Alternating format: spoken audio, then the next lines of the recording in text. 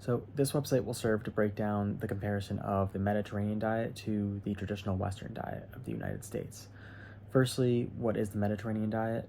The diet is primarily based upon the diets of those in Greece and Italy, and the Mediterranean diet is composed primarily of whole foods such as whole grains, beans, nuts, fresh fruits and vegetables, a moderate amount of fish, a very minute incorporation of eggs and dairy, and it limits the intake of red meat and sweets.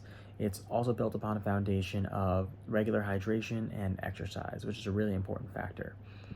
The three major areas we're going to look at when comparing this diet to the traditional Western diet are the physical, social, and economical aspects of both diets.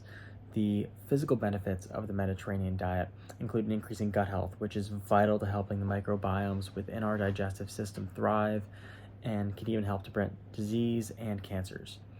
Secondly, the social aspects will look at how a meal in the Mediterranean diet may differ from the Western diet. So oftentimes in the US, we're eating in our cars or at our desk, but the Mediterranean diet focuses on eating as a social event, and meals can go on for hours. Um, this has proven to significantly increase happiness, which can increase life longevity. One example of these meals could be the Italian slow meal, which is typically 4 courses. You don't eat until you're full, but you eat until you're satisfied. And they won't bring you the check until you ask for it. So that's a very important aspect as well. Lastly, the economic portion will explain the emphasis of buying local foods from our community rather than just from the nearest supermarket. By buying food locally, we can help stimulate our local economies, create stronger connections between the rural and rural communities across the United States. We then can take a look at how these concepts overlap in the synthesis, bridging together all three of them. For instance, we can connect the physical and social benefits of buying food locally. So when buying produce from local farms, it is likely to be packed with the nutrients you expect, and it's going to use less chemicals and hopefully less pesticides than large global farms. And additionally, on the large scale farms, there's miles and miles of tilled field, and the soil has become just entirely devoid of life, which means there's a significant decrease in the nutritional value of the food grown on these farms.